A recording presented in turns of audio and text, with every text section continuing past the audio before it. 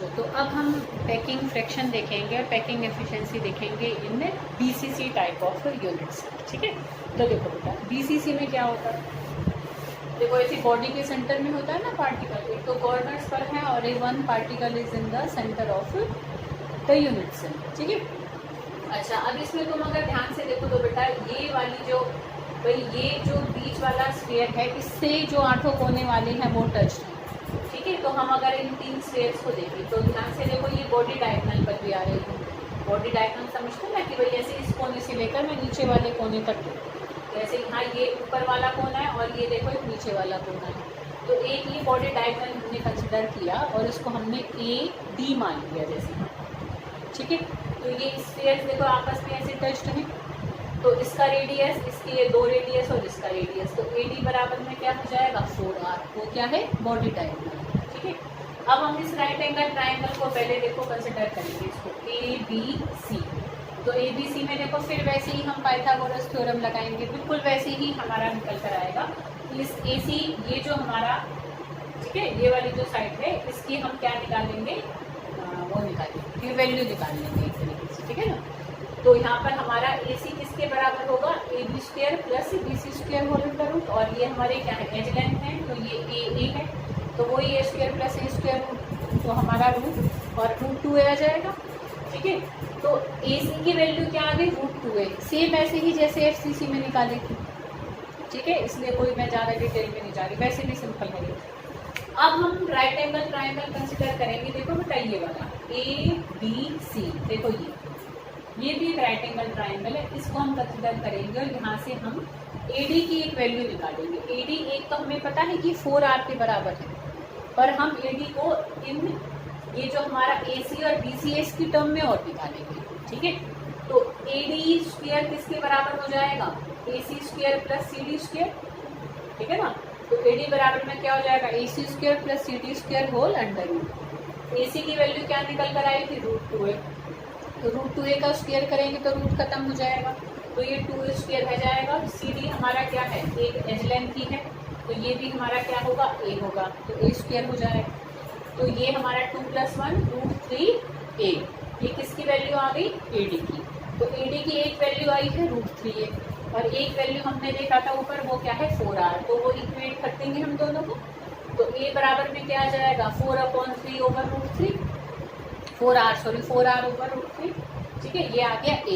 अब हम इससे क्या निकाल लेंगे पूरे यूनिट सेल की वॉल्यूम। भाई हम ध्यान करो पिछले दो में भी क्या है पैकिंग फ्रैक्शन का मतलब क्या है कि कितने टोटल स्फीयर्स हैं, कितनी तो फिर वो स्फीयर्स की वॉल्यूम हुई, और उनको जगह क्या मिल रही है क्यूब मिल रही है, तो क्यूब की वॉल्यूम कैसे निकालते हैं a क्यूब करके। a की वैल्यू हमने निकाल ली एक BCC स्ट्रक्चर की, तो वो हमारी पुट करेंगे हम, तो 4r over root 3 whole cube solve करेंगे तो ये हमारा 64r³ ओवर 3 रूट 3 हो जाएगा। तो ये तो हमारी आ गई यूनिट सेल की वॉल्यूम की इतनी जगह तो मिल रही है स्फीयर को, पर वो घेर कितनी रहे हैं, टोटल स्फीयर कितने होते हैं, एक उसमें BCC में 2, एक कॉर्नर से एक बॉडी के सेंटर से, तो ये 2, और स्फीयर की वॉल्यूम क्या आती है 4/3 πr³, तो 2 × 4/3 πr³ ये आ जाएगा 8/3 πr³। तो इतनी जगह तो स्फीयर्स ने घेरी, मिली कितनी थी उनको इतनी, तो इसको इससे डिवाइड कर देंगे, फिर यहाँ कई चीज़ें कट जाएंगी। जब हम पुट करेंगे पाई की वैल्यू यहाँ पर, ठीक है बेटा, और यहाँ रूट 3 की वैल्यू भी पुट करनी पड़ेगी हमें, है ना, 3 से 3 कट जाएगा, r³ से r³ कट जाएगा, 8 और 64 कट जाएगा। ठीक है, तो यहाँ पर हमारी जो जब हम सॉल्व करेंगे तो आंसर आएगा 0.68, जिसको जब 100 से मल्टीप्लाई करेंगे तो 68% is the space occupied here. आ रही बेटा बात समझ में। ठीक है, तो इस तरीके से हम यहाँ पर क्या निकाल सकते हैं, परसेंटेज कितनी भरी गई और बचेगी कितनी 32%। ठीक है, तो इस तरीके से ये हमने पैकिंग एफिशिएंसी करी तीनों में, किस में, सिंपल क्यूबिक में पैकिंग फ्रैक्शन निकाला, पैकिंग एफिशिएंसी निकाली।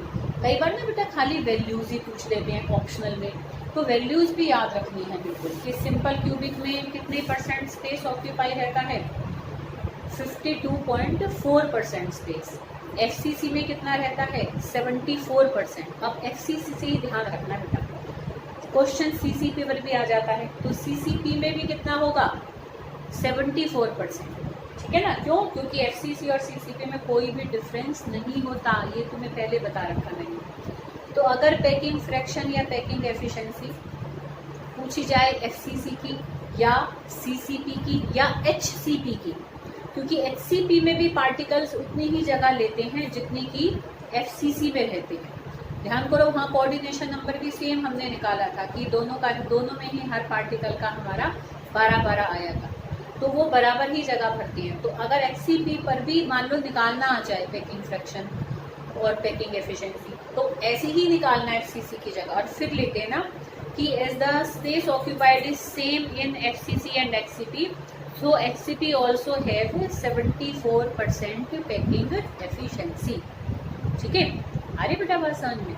तो एफसीसी, सीसीपी और एचसीपी तीनों में ही कितना भरा रहता है? 74%। और पैकिंग फ्रैक्शन क्या होता है? 0.74 एंड पैकिंग एफिशिएंसी 74%। और बीसीसी में कितनी आई थी अभी हमने निकाला? 68% इज द पैकिंग एफिशिएंसी। तो ऑप्शनल क्वेश्चंस भी आ जाते हैं इनमें कि कितना परसेंट ऑक्यूपाइड है और कितना परसेंट अनऑक्यूपाइड है, इस पर भी आ जाता है। ठीक है, तो पूरा एक ऐसे करना है, खाली ऑप्शनल क्वेश्चन आए तो वैल्यू याद रखोगे तो उससे भी हो जाए। क्लियर?